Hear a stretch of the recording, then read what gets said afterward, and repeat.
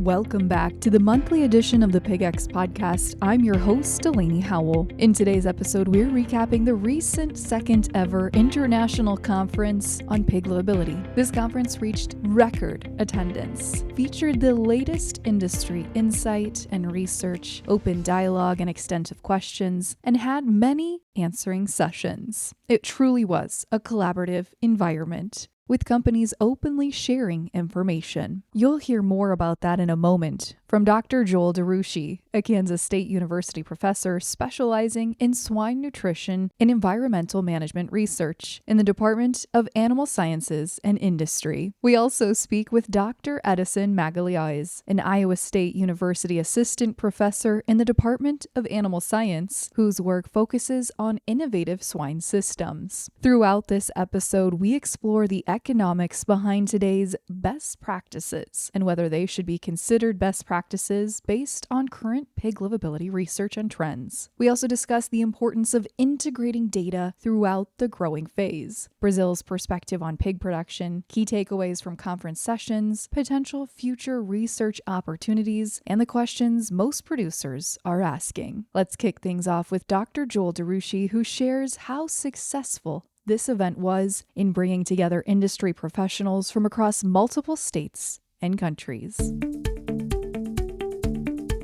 This is the second time that it was held. It was first held in 2021, and based on the positive response of content and helping put together a large event solely focused on one area, i.e. pig livability, there was an industry request from our industry stakeholders to host this again.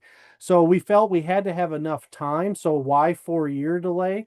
Part of that there has to be enough new information to present, so we're not rehashing the same information, both not only universities, but also that comes from the industry speakers as well. So this actually worked really well to have a 4-year time period between, because all the information presented was really developed within that time period to give to any of the attendees. And obviously it was well received with record-breaking attendance. Walk me through attendee numbers, what kind of different stakeholders were in the audience, some of those metrics. Yeah, we were really blessed to have a very large crowd based on the entrance. So we had 565 individuals that were registered. And we actually had to cap registration. Our facilities could not take any more. We actually had to turn some away, which we felt terrible about, but we just couldn't handle any more logistically at over 560 people. It represented 6 different countries. 31 different states in the U.S. were represented, and that really went into, there's over 180 different swine production companies, allied businesses, and other associated businesses that support the swine industry were part of this conference this year. Let's talk through some of those key themes and some of the sessions from day one. Yeah, so day one session was divided in 2 sessions basically. So the first one where we had Joel just introducing everyone to the conference, and also Dr. Jason Ross, followed by a talk on trends of the best and lowest mortality farms in US by Dr. DeRouchey from Iowa State and Rachel Johnson from Meta Farms, and with Dr. Clayton Johnson from Carthage on maximizing livability and economics. So that first initial talk on the economics and comparing like best and lowest mortality, not only in the US, but also internationally, was a really good one. Especially one of the key things that I kept in my mind was comparing the US production, which is in comparatively compared to other countries, a low cost, but because of especially some diseases, but also other factors. Using the example of Brazil, there will be a $4 billion gap of, let's say, poor productivity in the US relatively to Brazil, where from that 4 billion, let's say like that 30% would be explained due to PRRS. And the MetaFarm folks, they showed some numbers of the US in terms of productivity, pretty much showing that over the past years, we maintaining high numbers for most of the key livability parameters, so pre-weaning mortality, sow mortality, and others. So then we move to the next talk, like I mentioned, from Dr. Clayton Johnson on pig livability and economics, where basically he focused on understanding and gaining the like perspective of the importance of mortality and the economic aspect of it, and highlighting like both the long-term and short-term economic impacts, and also advocating for animal well-being innovations. One thing was very interesting also, like using some livability economic tools to support the decision-making, like partial budgets and full budget models. So you can actually make decisions based on those numbers. Then we had a panel with all these speakers, and then we went to the final session of the morning, where it started with myself tagging team with Daniel Linhares, both from Iowa State, basically on the importance of sow farm productivity, that sow farm health on downstream or whole herd livability, where we focus on how important it is first to integrate data from all the phases of production. And after we do that, we see the high impact that sow performance and health have on downstream performance, downstream mortality. And some key take homes is that U.S. swine producers, they would lose over $1 billion due to some diseases such as PRRS, for example, and we would have some of the tools and strategies to control that, right? Of course, it's hard to do the coordinated approach on that, but there are tools out there. There is data approach that we could use, some populational based samples that we can also apply to farm, all together in a coordinated approach, trying to tackle those diseases such as PRRS, PD, Michael, and reduce that, because we know that that's important on downstream mortality. And then we had a talk from Alex Umbog and Carlos Rudeberg. So both colleagues working for RSLF and Carlos working for Country View Family Farms, where they show their experience on implementing the strategy that was developed back in the first grant, in the first livability grants part, which was on by Dr. Rademacher, that having that sow farm caretaker, that person that will be working the farm, specifically identifying those animals that are not eating, and then going back and treating those animals, having that champion to lead that specific management. So both of them, they show how that strategy was implemented in their system and how that improves sow mortality. So it was really good to see different scenario, different production systems, but both of them, they implemented a system-wide approach for the sow farm caretaker, and they reduce sow mortality drastically. And then lastly, we went to the afternoon session, where initially we had a talk with three speakers representing genetic companies, where they focus on routine and novel strategies to select for piglet and sow livability. So we had Dr. Jack Deckers moderating that, and Dr. Tom Rex from DNA Genetics, Dr. Janelle Dunkerberg from Topics, and Dr. Lucina Galina from PIC. Well, it was really good to see all these speakers showing what they were doing in terms of their company goals to try to select for animals and that are going to be more resilient. Specifically, Janelle mentioned a lot of that, so resilience on that case. Specifically, Tom from DNA, so the selection to improve livability, showing that has been successful, and large data sets important, also raise your ability to connect that information with downstream performance or commercial data will be an essential next step, let's say, for ongoing success.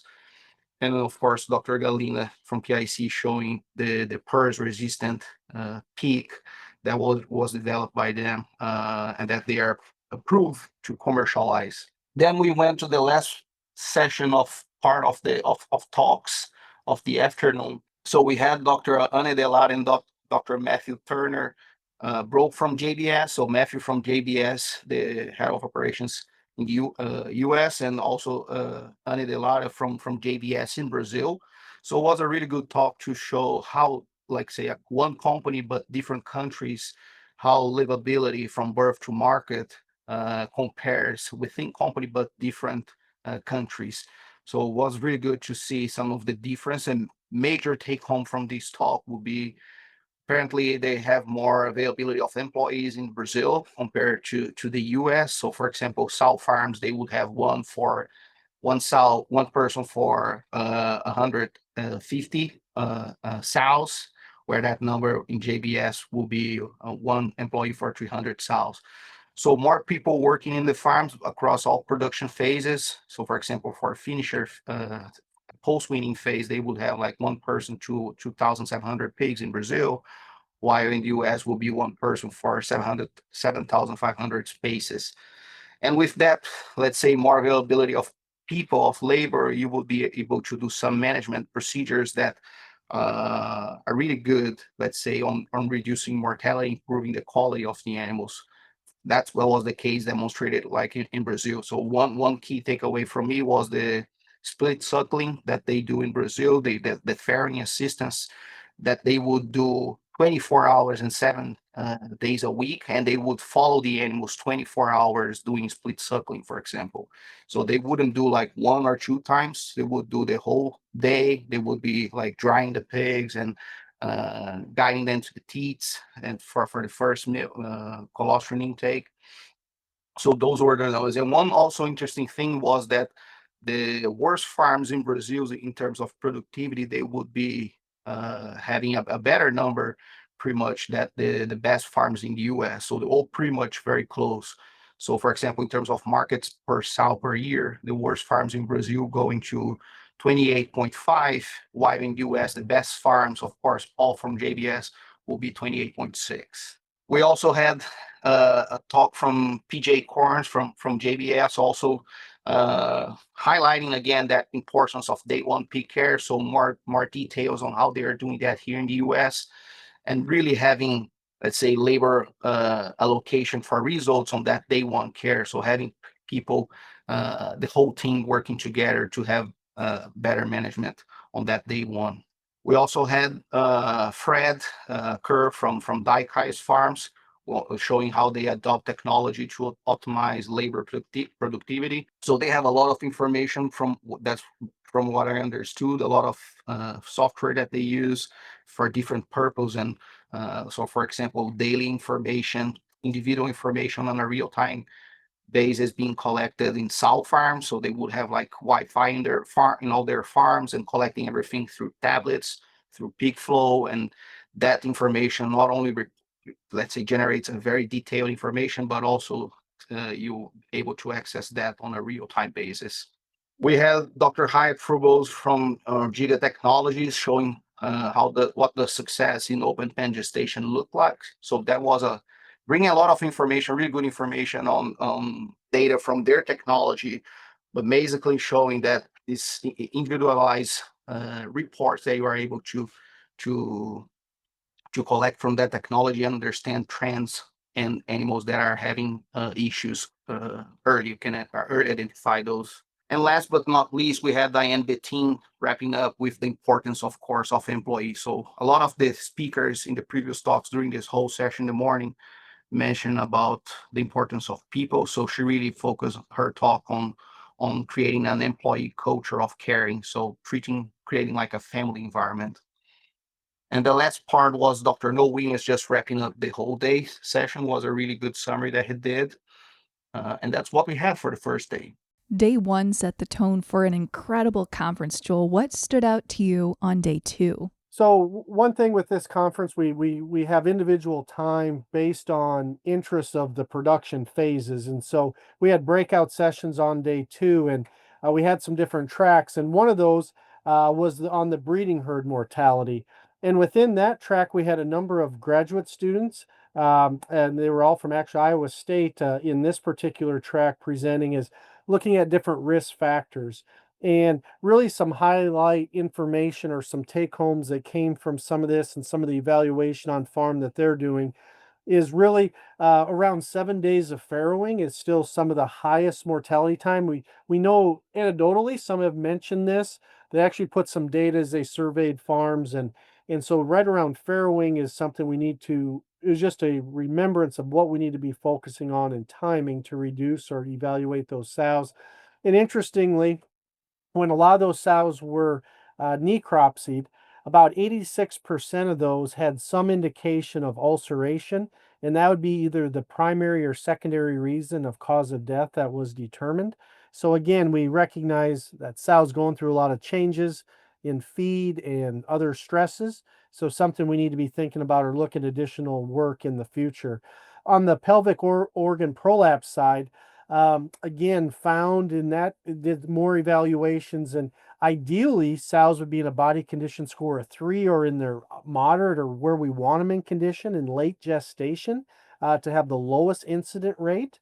Also, it was interesting as they surveyed farms, sows that were in a Prop 12 compliance in terms of their housing and square footage actually was the highest risk for POP than others in other housing systems. So again, there's a lot of complicating factors that can come into that.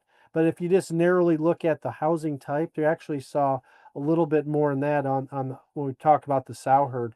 One of the things was a highlight of this as well. We had Dr. Ann Delora from the JBS system. She spoke in the big sessions on day one. She talked about in their 300,000 sow system in Brazil. And you got to remember, in Brazil, there is no PRRS. So that health interaction is not present. And if you go through, and they actually did a very large evaluation that involved almost 500 sows that were necropsied across 16 different farms. And interestingly, similar to what was reported at Iowa State, the number one reason that they had sow mortalities was ulcers. And the second was torsions of the spleen and then lameness. And so, again, as we're trying to capture data of why these sows and targeting times that we can provide intervention. Then after that, there was a large discussion with about an hour discussion with a larger group.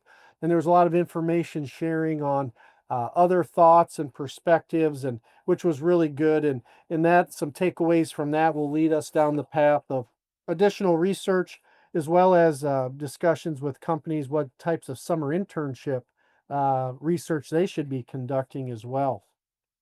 The next session really fed then into the pre-weaning. So after that sow's farrowed, we're looking at pre-weaning mortality.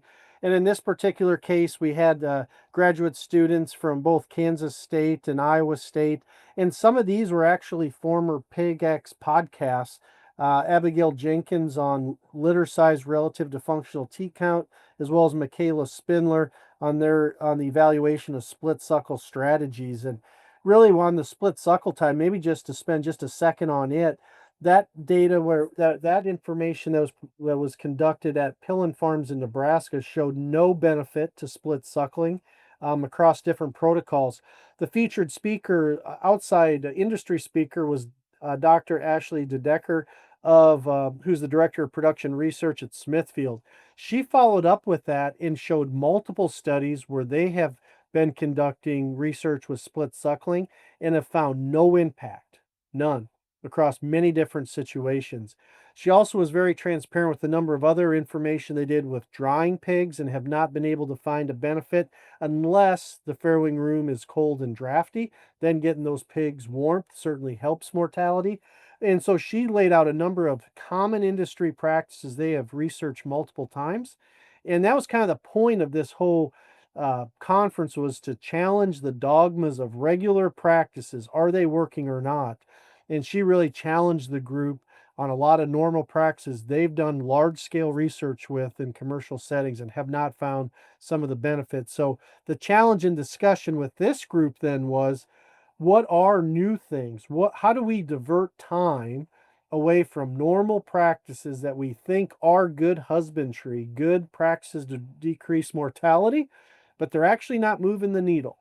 And so how do we spend that time in a more effective, and again, a lot of discussion, too much to capture in this quick snidbit, but I think that the take home of that session is we got to reevaluate how we spend our time in that farrowing room post farrowing to increase piglet survivability.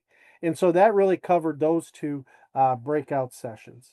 Yeah, and following up on that, we had two other breakout sessions, one on nursery mortality and the other one on finisher mortality.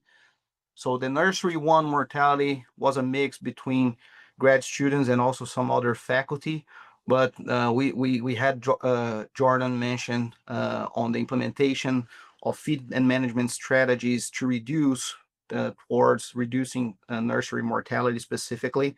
So it was really good that he did some a summary of the most recent research, and also research being conducted from this group, right, from the livability group, showing the importance of some of strategies such as creep feeding, mat feeding, and groove feeding, that they can successfully reduce the number of pigs that lose weight after weaning, and also the post-weaning livability with those feeding strategies. Some other research updates more related to specifically nutritional intervention for early, let's say, newly weaned pigs, and how let's say that early feed intake can support and improves nursery gain and mortality downstream.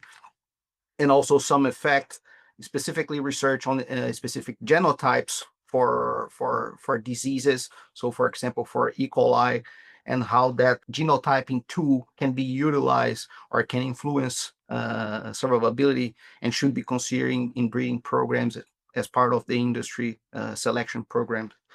And we also had a talk on more specifically how to use data science towards improving post-weaning mortality. So as was mentioned in the first day, the importance of collecting data, integrating data. So how can you also use that, let's say, whole herd data to predict and understand downstream performance now that you have availability and the data integrated, so health and productivity and other parameters. And we had Dr. Christine Manquist from the Pillen Family Farms wrapping up that nursery session with her on-farm nursery livability strategies. So it was a really good presentation where she kind of put all together everything that she's doing in praxis as part of their system. So in terms of, for example, better sanitation, using of technologies such as cameras to understand, for example, environment and barn issues through those cameras or remotely, reduction of stressful events, starting pigs with those strategies, for example, that were mentioned early by Jordan on the, for example, mat feeding, groove feeding, and those things, creep feeding. So kind of was putting all together what they do as part of their system, and how that all together is improving nursery livability. And similar to the sessions that Joel mentioned, we had also an open discussion at the end. So there was a lot of discussion, especially with Dr. Christine and our audience, on kind of follow-up questions on what she was doing as part of, let's say, implementing those strategies on a system approach, and how effective they are. And the other part that we had, the last session that we had in the morning, was the finisher mortality specifically. Again, we had some grad students also presenting on that, but we also had some people from the industry.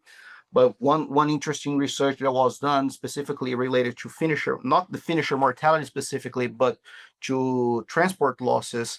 So there was a study that measured what are the, let's say, major risk factors related to death on arrivals at the packing plant. And of course, some of the key take homes of those are, let's say, kind of expected by us in the industry, but it was good to see actual numbers from a production system. So pigs that are weaned, that are moved during warmer seasons and with a heavy weight, for example, or the last cut, so they're more will be more associated to, for example, having more sick pigs or not, groups that were not vaccinated. So kind of translating that still health, productivity, and also environment also affect, for example, transport losses. We also had a large study done with field assessment of a resource of welfare. So where basically the major objective of this field study was to identify key swine welfare metrics that they could use as part of the routine in this commercial system. And one of the key findings were that animal-based measures, for example, barns with low body weights, were associated with a higher incidence of welfare issues. Tail biting and open wounds were the key findings. Having more than 8 pigs, for example, per feed hold, that was associated with a higher incidence of tail biting. So really good to see, let's say, this large study from a large number of data. And we also had a talk from Pete Thomas from ISelect Farms on their strategy of washing all market trailers and how that impact on PD.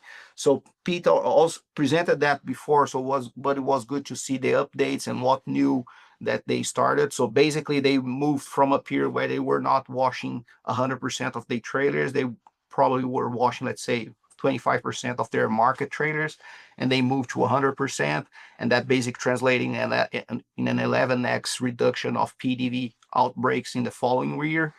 And now recently they are not washing 100%, but they are washing, let's say, 80, 65%. And they, of course, had an increase, but it's still better than the previous time where they were washing just a couple of trailers. So it was good to see that, and they are putting some numbers on it to measure the economic benefit of that. And lastly, to wrap up that session, we had Dr. Chris Sievers from Swine Vet Center, similar to what Christine did at the end of the nursery pillar session. He did here for what are the, let's say, on-farm success practices that they are implemented specifically for finishing mortality. But basically, some concepts are what we already know, but it's making sure that we are doing that appropriately, right? So daily caretaking, walking pens daily, treating pigs daily, pulling daily, observation of herd daily, biosecurity. He showed some examples, for example, on glow germs. So that's showing, actually training people with those glow germs. So showing that actually biosecurity is important, right? So you don't trust what you don't see. So that's a way to show that you can transmit virus if you don't take a shower. And also interesting that he showed like analyzing water consumption data to identify groups that are having issues. So it was a really good talk as well and session, and similar to the first one, followed by open discussion with the whole audience, where they demonstrated a lot of interest on how they were implementing these strategies that what been told by Dr. Chris Siever, but also with Pete Thomas on how it is going now, this, let's say, market wash strategy, what's new.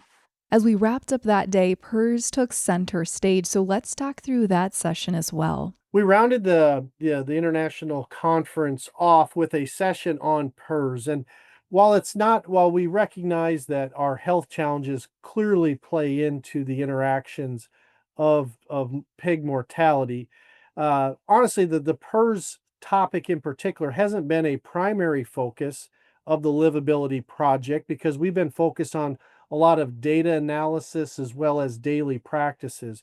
But we can't ignore the impact of it. And we were very fortunate to have a very interactive session with Dr. Pete Thomas of Iowa Select, Dr. Jeremy Pittman of Smithfield, and Dr. Tyler Bauman of the Mashoffs. And they each gave a perspective of living with PERS in their different flows that have that to maximize livability.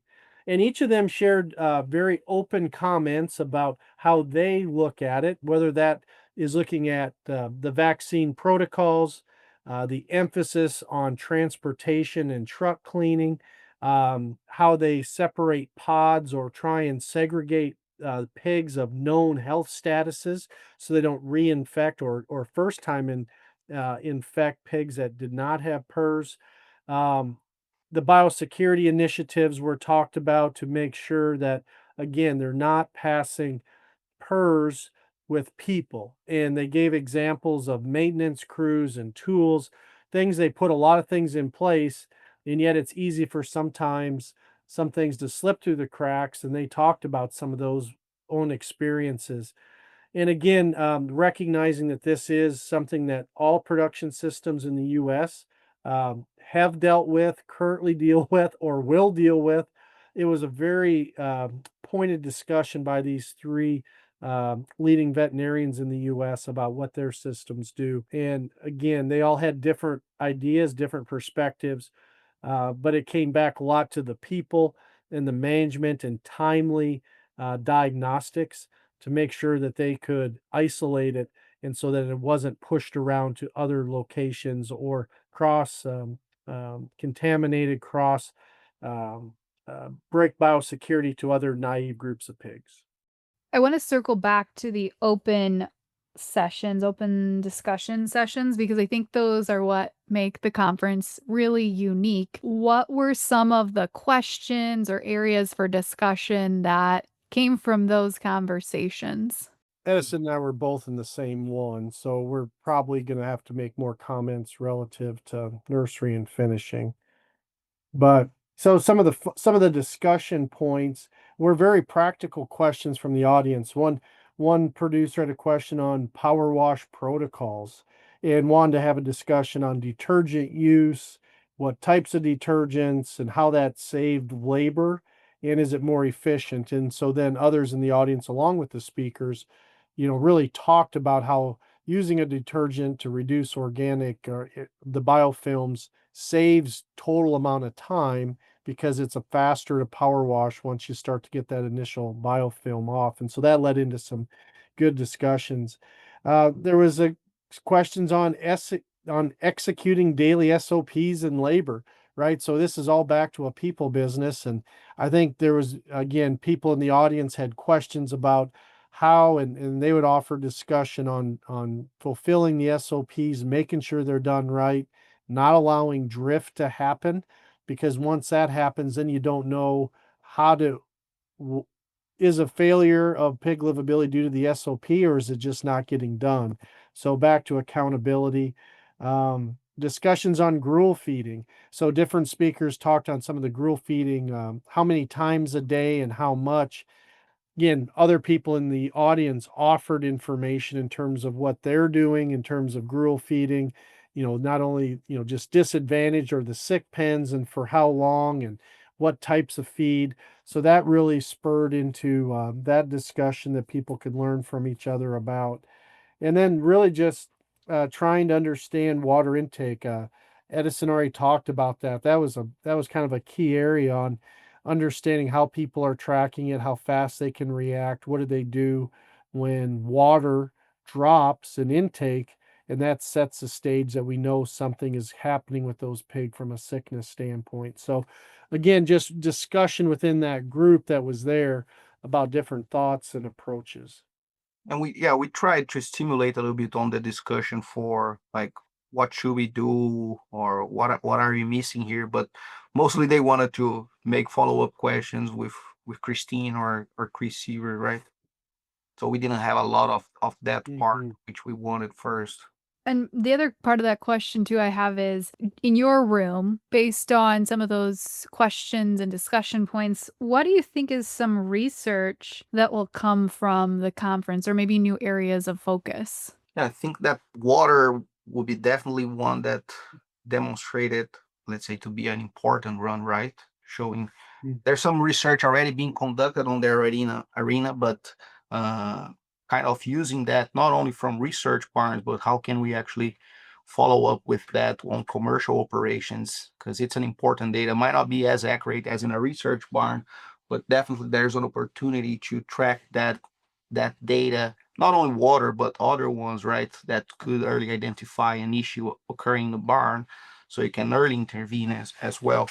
Yeah, I think some others that will be under discussion as we look at sow mortality, some of the data collection that really showed that 7 days plus or minus around wean or around farrowing, and what is strategies both prior to and immediately after from a care, from a feeding standpoint, environment, all those to dig into that a little bit deeper to understand how we can help mitigate that. And then I think the overall discussion of the lack of success with some of our regular uh, protocols on split suckle, how we look at cross fostering, how we look at drying pigs, all of that. I think there'll be some discussions, clearly not determined yet. How do we change or look at from a labor availability to things that may have a bigger impact on the pre-weaning mortality, especially during the first 2 to 3 days when the majority of that occurs. So I think that there was a lot of discussion. I'm not sure there was specific projects identified yet from that discussion, but that'll certainly be things looked at. Yeah, and that ties back well with some examples of the first day, right? Like, I think that keeps in my mind like the example from JBS, where they have like our best farms are pretty much the same as the worst farms in Brazil. And one key thing will be like how they approach those, let's say day one and day two care. Of course, it's a different scenario. They would have like people overnight in all sow farms, especially in farrowing rooms. That's something that we may not have. But that may lead to the discussion and say, hey, where's the trade-off here? Or how can we get closer to that? And is it worth it or not? So maybe it's worth to try and test some of those strategies because, yeah, there's might be a low-hanging fruit here. How are you determining success for the event to have it again in 4 years? Yeah, success is we can success is hard to define. We had a large attendance. We had a lot of lively and candid discussions in this area. And so I think a success, it can be measured in different ways. One, we had that discussion. We had people very honest, sharing their own production records. I'll be honest.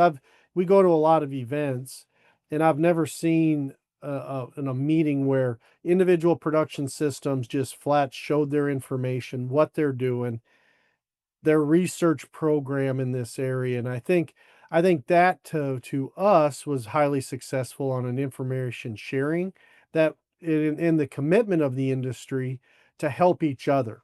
And so I think that will be interesting now to see where that goes for other systems as they learn from their peers what they do from not only a daily basis, but as they do applied research to help in pig livability. I think one of the things as well is, again, from the academic side, is where we're able to partner with these commercial systems. I think success will also be measured as the continuation of the project. We've been very fortunate, the National Pork Board, FR, but also our industry donates and provides a lot of funds for this effort that we then can help organize these types of events. We hope that we've created some momentum for that type of enthusiasm to keep this group together beyond 2026, and to kind of keep an effort up on behalf of the pork producers of the U.S. to keep a focus on this. This is a question I feel like came up, maybe not directly, but through a lot of the conversations and theming, and I think is maybe a good way to even tie up this episode. But as we think about why this grant was started to really make an impact in pig livability and mortality rates, where are we at when it comes to the path for improving pig mortality? I think that the path forward continues to have more emphasis. I think as we've looked at, there was times in our U.S. production, we know that pig livability was an issue. Our mortality rates have trended up over time. And that's not something that's new. This goes back for quite a while. When building costs were lower, when labor was lower, there was oftentimes mindsets that we just need to have more sows to produce more pigs. We're in a different age now with building costs, labor costs. I think the general sentiment for expansion of sow numbers in our industry is not there. Some of it may happen, but it's pretty low level. So generally the mindset has changed where if we're going to have more pigs produced within a production system, we have to do better at reducing piglet mortality from sows pre-weaning through marketing. And so I think if nothing else, this helps serve as a reminder of that. We can do better. People know we can do better. But I think now, because of the other constraints, it isn't just we're going to put another sow unit in. Those aren't always possible anymore. Now the focus is back on what we have and how we improve that to be better at what we're doing.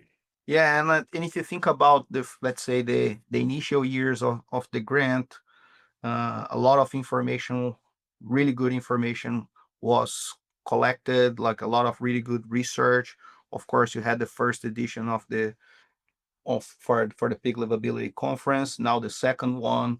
But now in this one, we have had some presentations of people that actually used information from the grant, right? From the initial grant research that was conducted, and now presenting here in the second edition how they move the needle in their system, right? Using some of these practices.